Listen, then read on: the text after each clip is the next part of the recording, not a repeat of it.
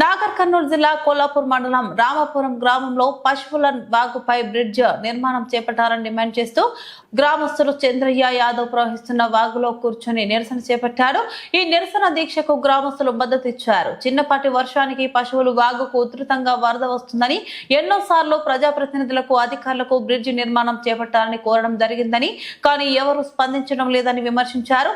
పశువుల వాగుపై బ్రిడ్జ్ నిర్మించకపోవడంతో చాలా సార్లు వాగు దాటుతుంటే ప్రమాదాలు చోటు చేసుకున్నాయని, రైతులు పొలాలకు వెళ్లాలంటే ఇబ్బందులు పడుతున్నారని ఆవేదన వ్యక్తం చేస్తున్నారు.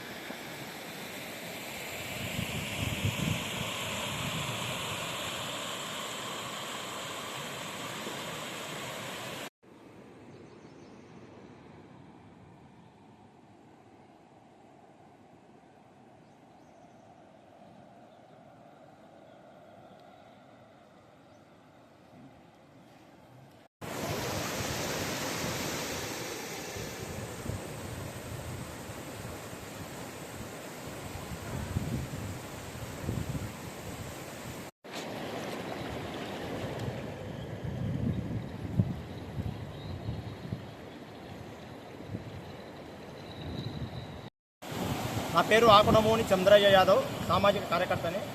మాది రామాపురం గ్రామం, కొల్లాపూర్ అసెంబ్లీ నియోజకవర్గం, నాగర్ కర్నూలు జిల్లా, తెలంగాణ రాష్ట్రం.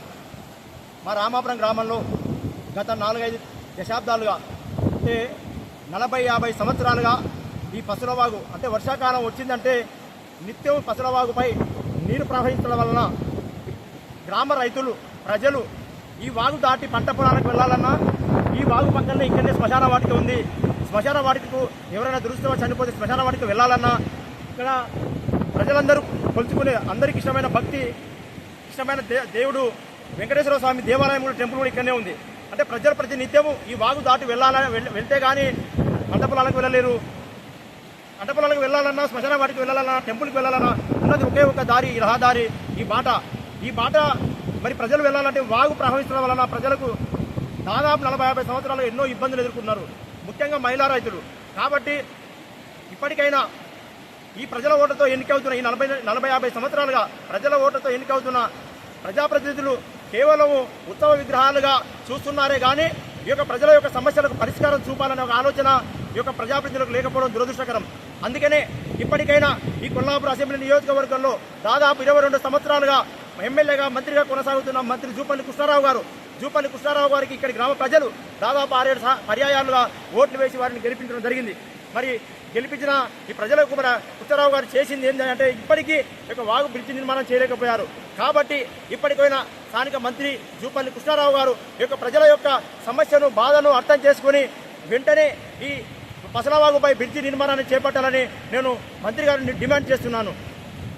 మరి ముఖ్యంగా అంటే దాదాపు 6 సంవత్సరాల క్రితం ఇక్కడ ఇదే వాగులో అదేవిధంగా బస్టాండ్ కూడలిలో కొల్లాపూర్ పెబ్బర్ రహదారి పైన నిరసన కార్యక్రమం చేస్తే అప్పటి శాసనసభ్యులు హర్షవర్ధన్ రెడ్డి గారు స్పందించి ఇక్కడికి వచ్చి చూసి ఈ పసలవాగుపై బ్రిడ్జి నిర్మాణం చేపట్టాలి, లేకుంటే ప్రజలు ఈ పసలవాగు దాటడానికి వీల్లేదు, ఖచ్చితంగా బ్రిడ్జి నిర్మాణం చేస్తే తప్ప ప్రజలకు పంట పొలాలకు వెళ్ళడానికి ఈ దారి పనికొస్తుందనే ఆలోచనతో వాళ్ళు గుర్తించి తదనంతర కాలంలో 2,60,00,000 రూపాయలతో బ్రిడ్జి నిర్మాణానికి శంకుస్థాపన చేయడం జరిగింది 2023 ఆగస్టు 27వ తారీఖు నాడున. కానీ ఆ తర్వాత జరిగిన శాసనసభ ఎన్నికల్లో వారు ఓడిపోవడము, హర్షవర్ధన్ రెడ్డి గారు ఓడిపోవడము, ఆ తర్వాత అప్పుడు జరిగిన ఎన్నికలలో స్థానికంగా ఉన్న ఎమ్మెల్యే మంత్రి జూపల్లి కృష్ణారావు గారు గెలవడం జరిగింది. గెలిచిన తర్వాత కూడా మంత్రి గారు స్వయంగా ఈ వాగు దగ్గరికి వచ్చి చూసి ఖచ్చితంగా ఈ ప్రజలకు బ్రిడ్జి నిర్మాణం చేస్తేనే మాట దాటడానికి సౌలభ్యంగా ఉంటుంది అని చెప్పి ఇక్కడ ప్రజలు మీడియా సమక్షంలో మాట చెప్పిండు 2024 జనవరి 17వ తారీఖున. మరి స్వయంగా మంత్రి గారు మాట చెప్పి కూడా ఇప్పటికీ దాదాపు 20 నెలలు కావస్తుంది. అయినప్పటికీ ఇప్పటి వరకు ఎలాంటి ఉలుపు లేదు, పలుకు లేదు, ఈ బ్రిడ్జి నిర్మాణం ఎలాంటి ముందడుగు వేయలేదు. కాబట్టి ఇప్పటికైనా మంత్రి గారిని ప్రధానంగా డిమాండ్ చేసేది ఈరోజు ఈ ప్రజాగర్జన నిరసన దీక్ష చేసేది, జలదీక్ష చేసేది బ్రిడ్జి నిర్మాణం కోసమే. కాబట్టి ఇప్పటికైనా స్థానికంగా ఉన్న మంత్రి గారు స్పందించి వెంటనే ఈ పసలవాగుపై బ్రిడ్జి నిర్మాణాన్ని చేపట్టాలని నేను ఒక సామాజిక కార్యకర్తగా, గ్రామానికి చెందిన వ్యక్తిగా, సామాజిక బాధ్యతగా నేను మంత్రి గారిని డిమాండ్ చేస్తున్నాను.